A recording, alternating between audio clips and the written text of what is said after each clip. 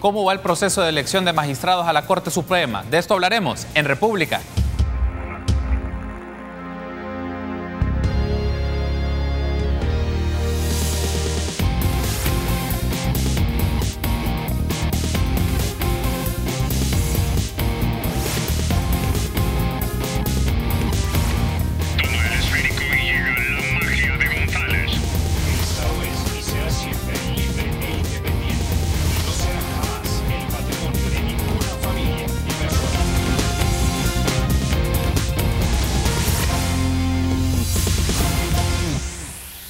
Muy buenos días, qué gusto que nos acompañe en República nuevamente, miércoles 11 de abril del año 2018. Les saluda Carlos Monterrosa. Vamos a hablar del proceso de elección de magistrados a la Corte Suprema de Justicia, de la FEDAE, del Consejo Nacional de la Judicatura. ¿Cómo va este proceso para que usted esté actualizado? Es un gusto para mí saludar a Jaime Martínez, candidato a magistrado de la Corte Suprema de Justicia, director de la Academia Nacional de Seguridad Pública, y también a Rogelio Canales, candidato también a magistrado de la Corte Suprema de Justicia, director del CNR. Bienvenidos ambos a República.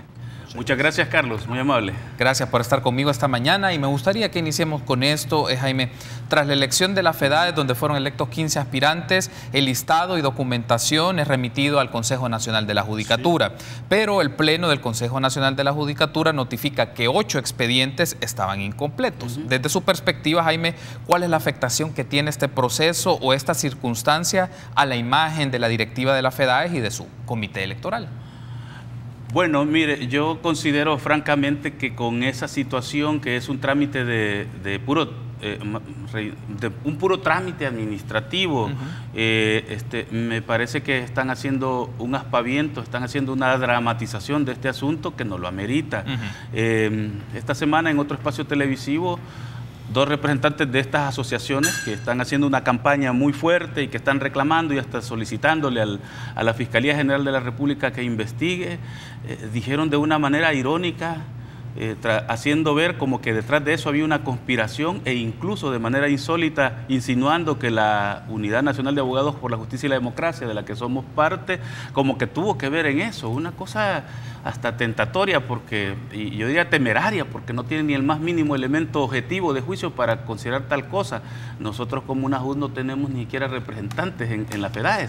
La FEDAE es una asociación cerrada de 8 asociaciones de abogados, por cierto, tradicionalmente muy conservadoras, en las que no entra ninguna otra asociación de hace más de 20, 25 años. Nosotros no tenemos ni representantes ahí, fue uno de los factores que tuvimos que vencer incluso para poder inscribirnos. Todo el mundo sabe lo difícil que fue para UNAJUD inscribirse.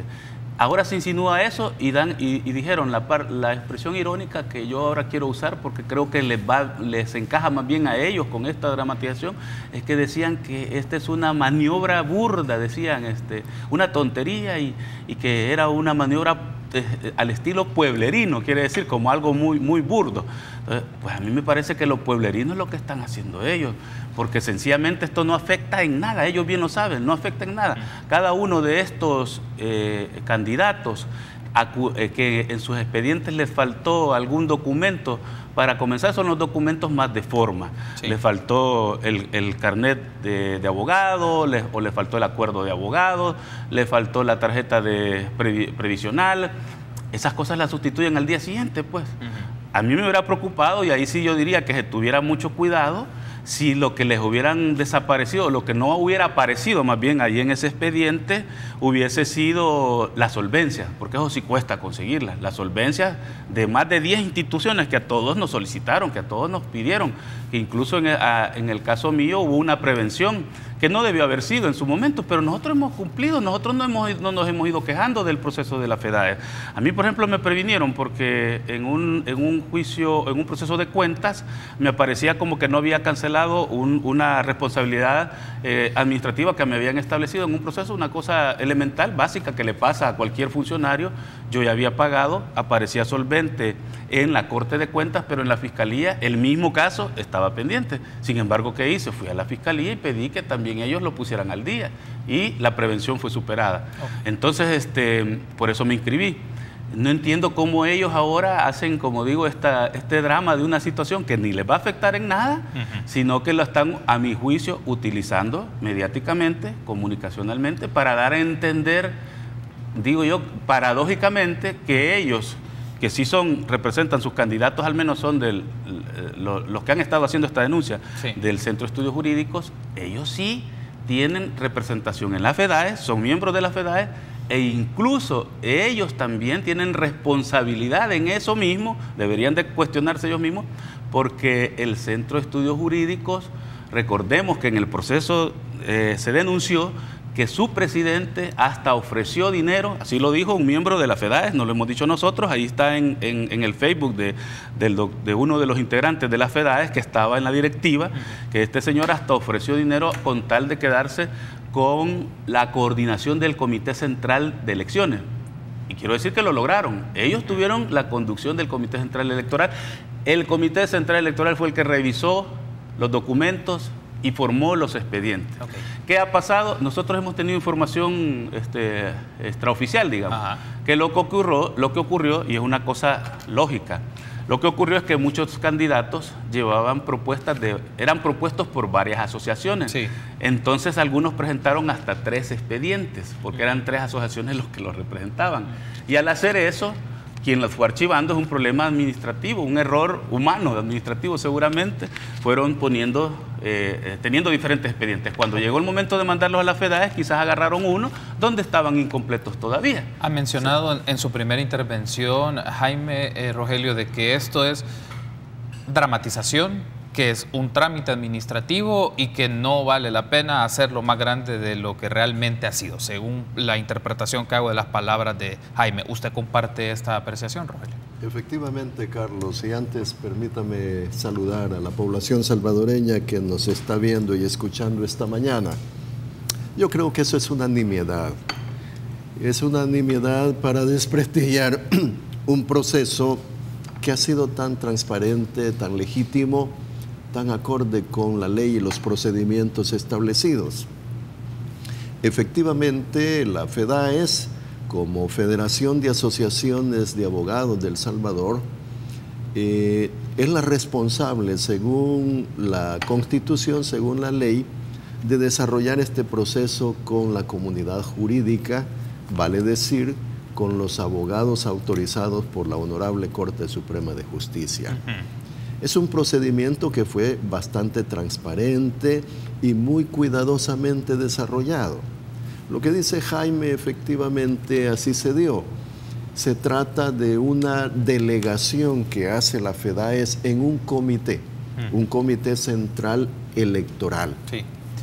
Ese comité central electoral estaba ni más ni menos que presidido por un personaje que es miembro del Centro de Estudios Jurídicos, es decir, de ellos mismos, ¿verdad?, de los que hacen ese señalamiento. Este comité y la FEDAES misma establecieron de que había que cumplir con una cantidad de requisitos. Y allí nos tiene de que tuvimos que presentar una cantidad de documentos bastante abrumadores, exhaustivos, dotando de información sobre la trayectoria profesional de cada uno de nosotros, comenzando desde el título hasta una cantidad de cosas, partidas de nacimiento, solvencias, atestados de diferente clase. Se hizo el expediente, por eso allí dicen que los de UNAJUD tenían completos sus expedientes. Bueno, nos esmeramos porque estábamos trabajando con la adversidad, dado de que, como dice Jaime, las organizaciones que están representadas en la FEDAES, la nuestra que nos propuso, no está representada y entonces no sabíamos cómo se iba a manejar el asunto.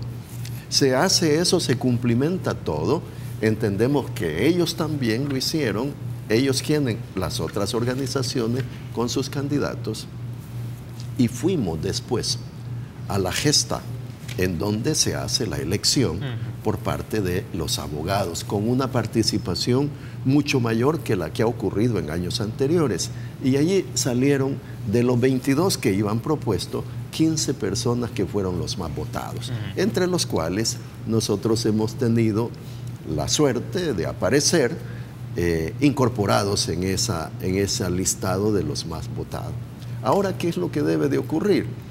Ese proceso transparente, depurador que ha habido tanto por la FEDAES como por el comité mismo, ahora el Consejo Nacional de la Judicatura lo que va a hacer es recibir la información, los resultados de la votación y tener esa lista, si no existe un requisito formal que no se haya cumplido, tener la lista en reserva mientras ellos depuran, seleccionan a sus 15 candidatos por parte del Consejo Nacional de la Judicatura, que así lo establece la ley y la Constitución.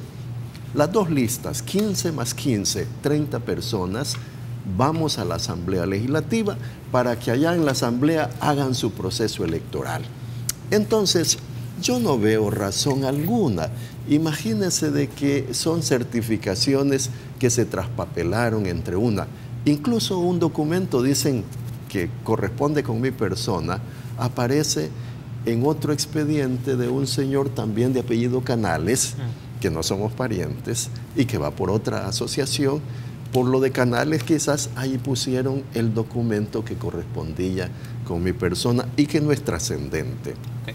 Entonces, requisitos constitucionales, requisitos establecidos en la ley han sido cumplimentados. Tengo que hacer una pausa, pero al regresar vamos a seguir abordando este tema y también la denuncia que hizo el abogado Enrique Anaya. Me gustaría tener su reacción sobre esto. Volvemos.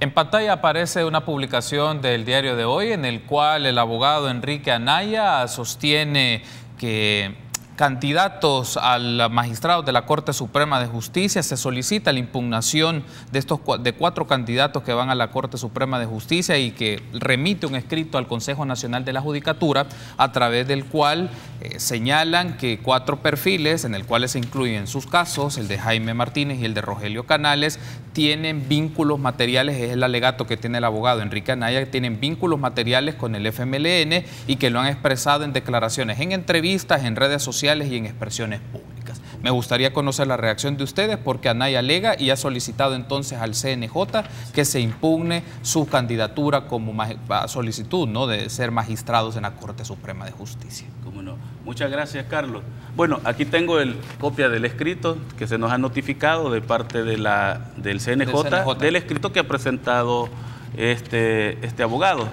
Yo en primer lugar quiero decirle al abogado y a quienes están detrás de él, que estamos seguros que detrás de él hay, él representa intereses de sectores de poder económico de este país que están haciendo toda una campaña por lograr que a partir de esta elección, quieren sentar un precedente, que a partir de esta elección ni se le ocurra a ningún otro abogado que no sea de los que ellos consideran que son los únicos que tienen el perfil para ser magistrados de la Corte Suprema de Justicia o fiscal general o cualquier otro funcionario de segundo grado que tiene ese nivel, que lo nombra la Asamblea Legislativa, que ni se le vaya a ocurrir a ningún abogado que si no tienen conexiones con ANEP, con FUSADE, con DTJ y el poder económico de este país al cual le sirven, que no se le vaya a ocurrir a ningún abogado participar en las elecciones. Eso es lo que ellos quieren sentar como precedente. Pero quiero agradecerle a él que este libelo, que a mi juicio no tiene ninguna validez y no puede ni siquiera ser conocido por el CNJ porque no existe competencia para el CNJ para conocer de este tipo de incidentes en este proceso. No hay ningún procedimiento tampoco establecido en la ley del CNJ ni en su reglamento acerca de que una persona ajena al proceso que se ha desarrollado pueda presentar impugnaciones o solicitar exclusiones de la lista que los abogados eligieron, de los 15 que los abogados eligieron. No pueden hacerlo. El único que podría estarlo haciendo podría ser un candidato que puede llegar a reclamar con legítimo derecho, un precandidato que no entró, que decir, yo sí quiero porque quiero impugnar esto. Pero vea cómo de los 22 quedamos 15, hay 7 que no quedaron y los abogados han aceptado esa decisión del demus jurídico.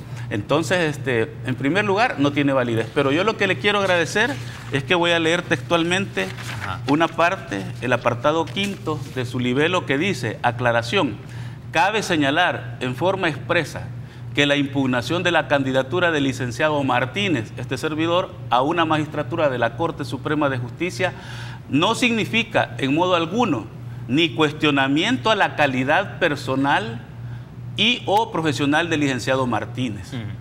Tampoco se cuestiona, dice, que tenga algún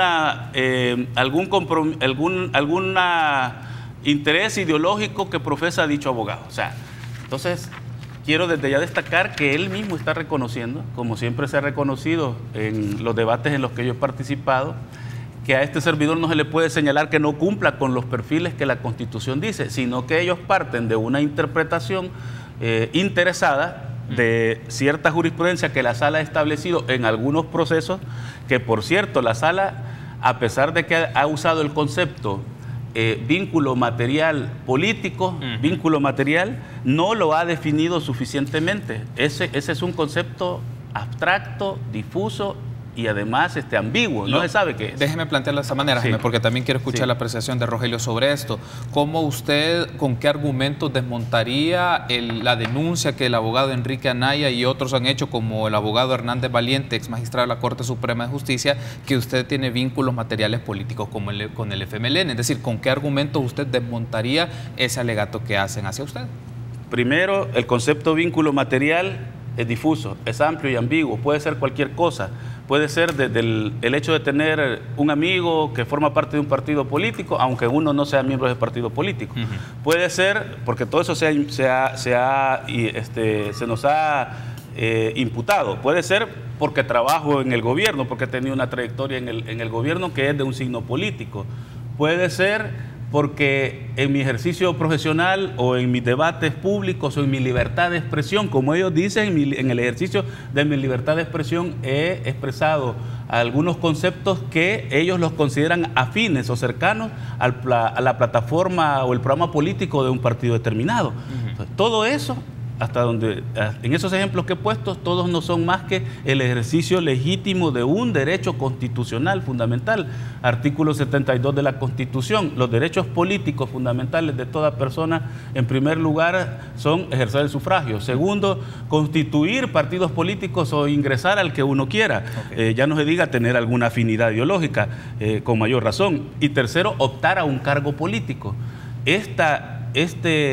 Este concepto abstracto que la Sala estableció y que ahora está siendo manipulado, ni siquiera está bien definido, y sin embargo nosotros sostenemos que en cualquier momento ese concepto va a cambiar, porque hay una contradicción en los derechos constitucionales a los que me he referido.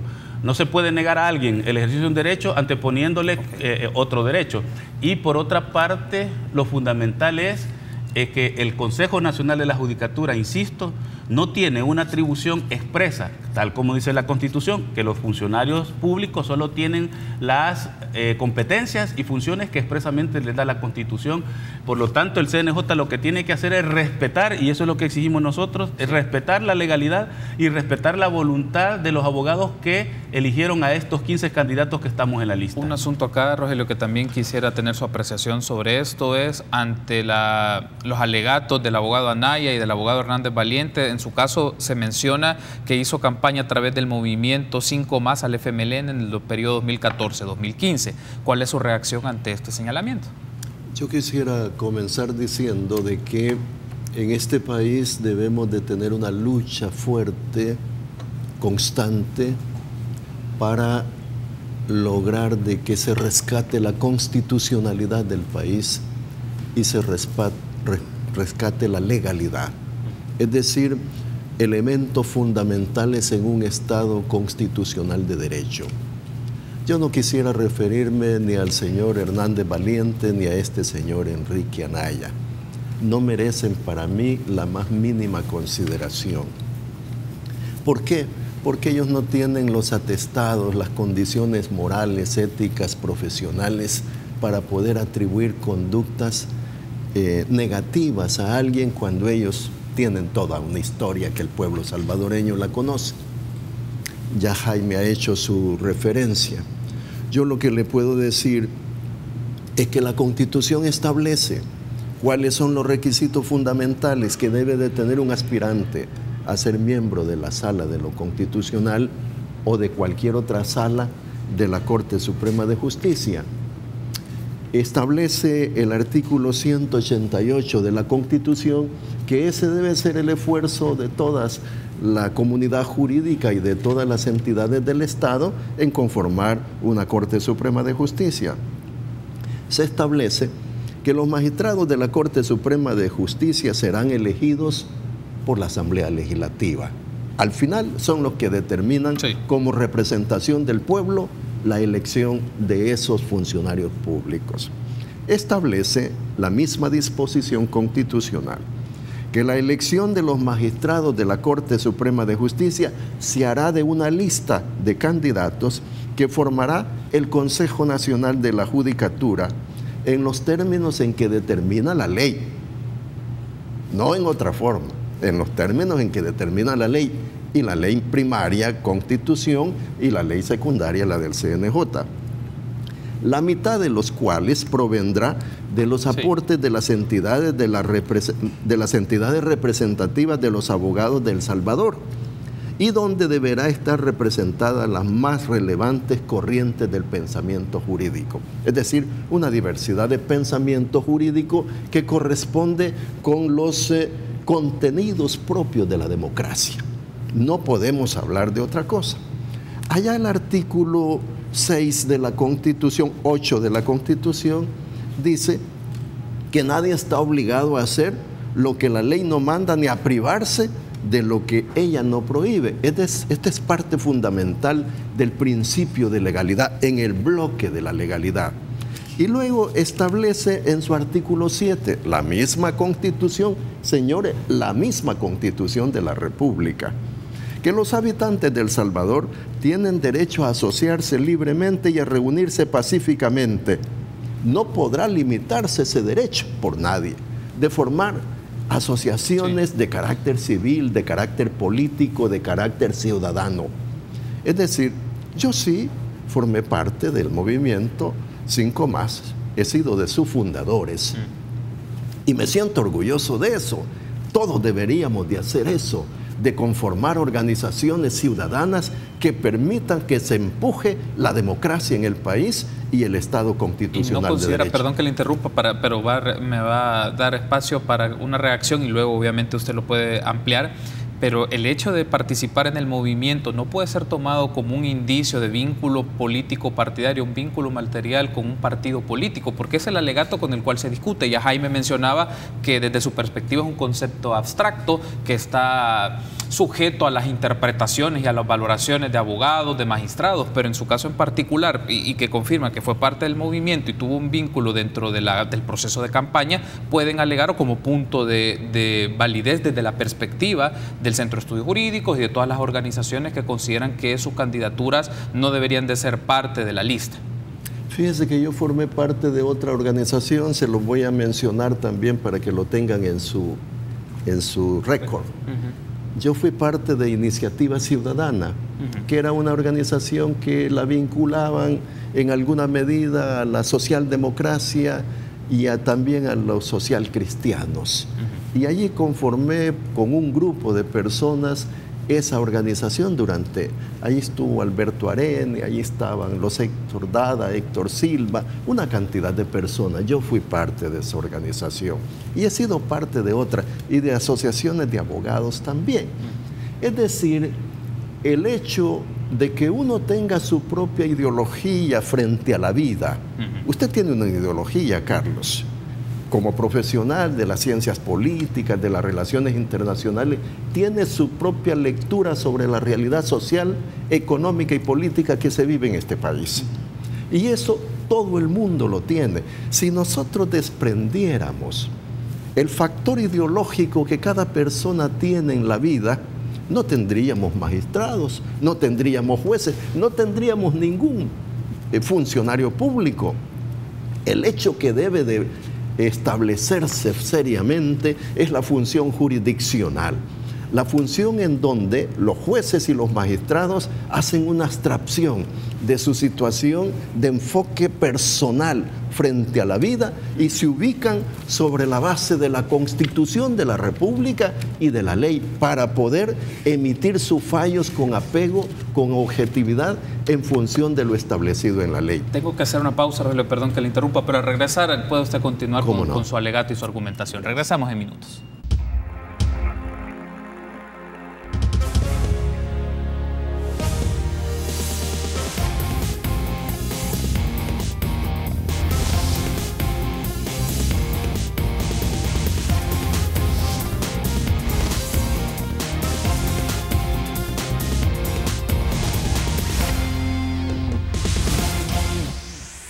Gracias por continuar junto a nosotros en República. Seguimos platicando con Rogelio Canales y Jaime Martínez, candidatos a magistrados de la Corte Suprema de Justicia, sobre el proceso de elección, la intervención de FEDAG y del CNJ. Teníamos pendientes, o hemos dejado en el bloque anterior su intervención, Rogelio, y hay un punto acá que quiero incorporar para la discusión.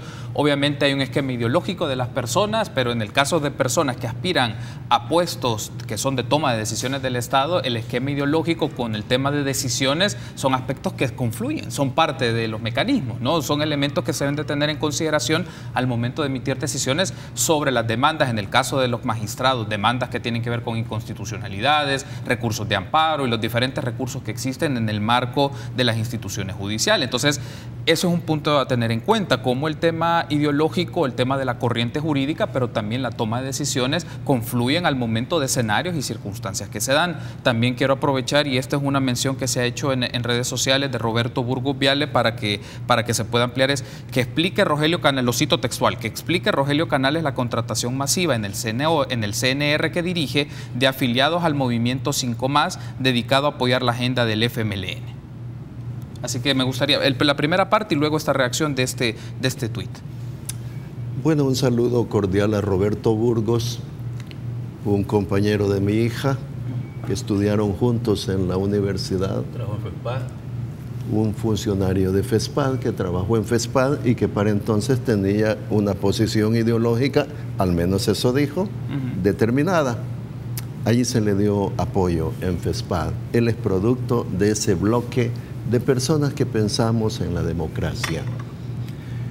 Yo considero que hay en esos escritos que han presentado, a eso sí me quiero referir, hay una incitación al incumplimiento de la ley.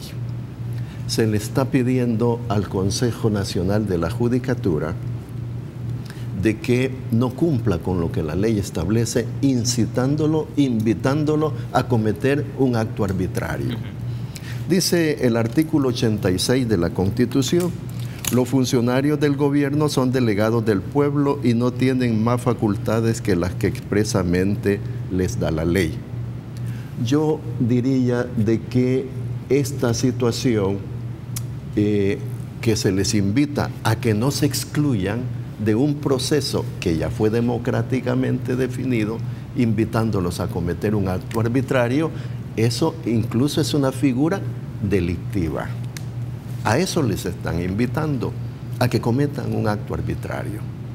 Eso, señores, la responsabilidad de definir al final quién queda y quién no queda, aplicando criterios propios de pueblo en la Asamblea Legislativa.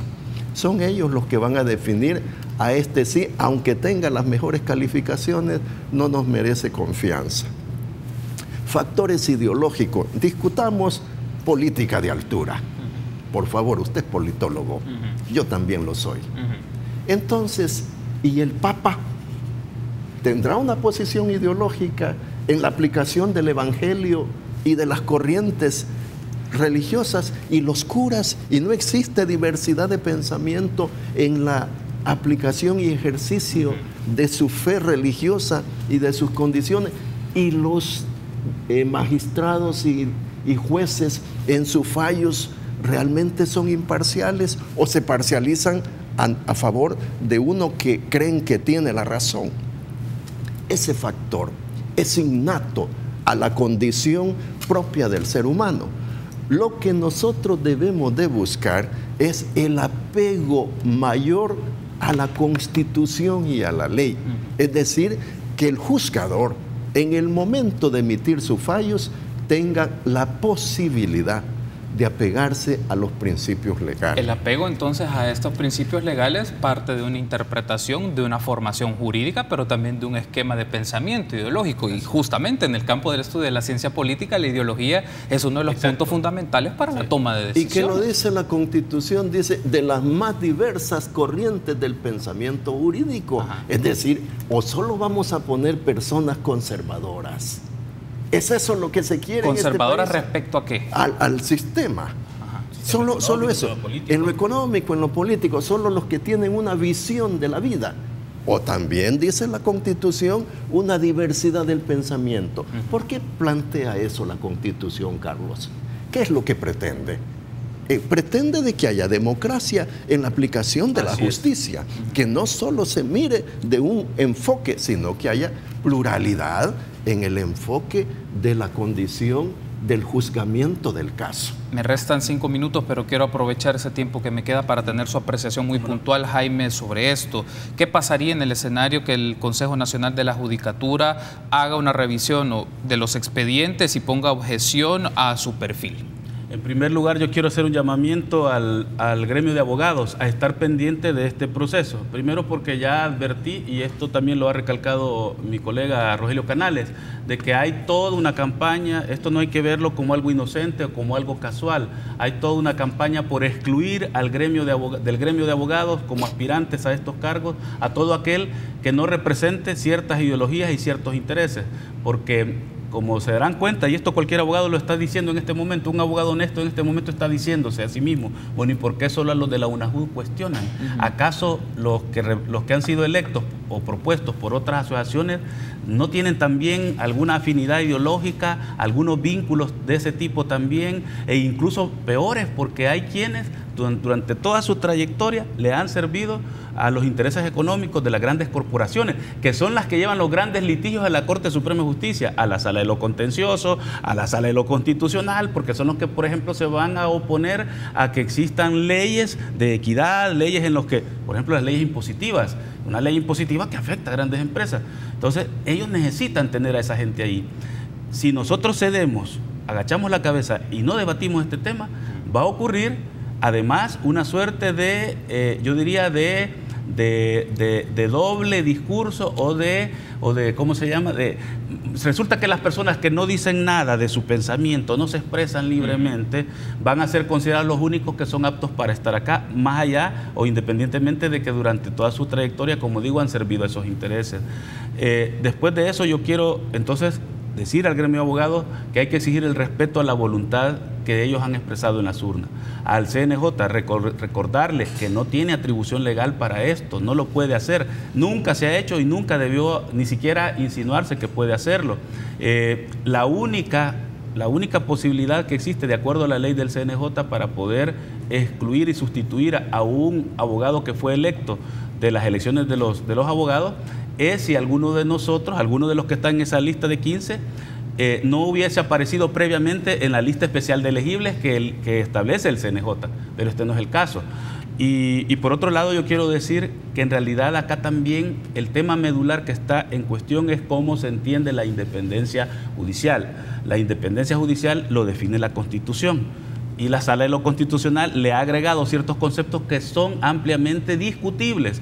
Pero la Constitución es clara, dice, los magistrados y jueces en lo referente al ejercicio jurisdiccional, quiere decir en ese campo, no en el campo ideológico, no en lo que piensa, no en las inclinaciones que va a tener un magistrado, fuera de lo jurisdiccional. En lo referente al ejercicio jurisdiccional son independientes y están sometidos exclusivamente a la Constitución y a las leyes. En la definición doctrinaria de lo que es la independencia judicial se agrega y a los hechos probados. Entonces, al magistrado o juez, lo que se le debe exigir es que él, cuando ejerza la función jurisdiccional, es decir, en los casos concretos, el juez debe actuar con imparcialidad, con independencia y atenerse al texto de la Constitución, de la ley y los hechos probados. Okay. Entonces, aquí se nos está como tratando de vender la idea de que hay un riesgo, así lo han dicho, así lo han definido, como un peligro abstracto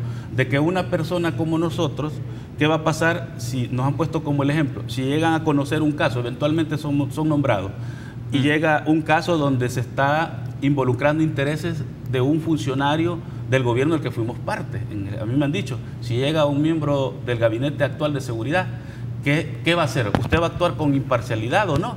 Entonces yo en primer lugar podría decir que tengo todo el derecho de demostrar que sí puedo ser imparcial, a pesar de esa vinculación que hubo, porque estoy sometido a la Constitución y las leyes. Pero además quiero agregar, yo en ese caso, para que no se considere, no se crea de que no puedo actuar con imparcialidad, entonces yo me podría excusar.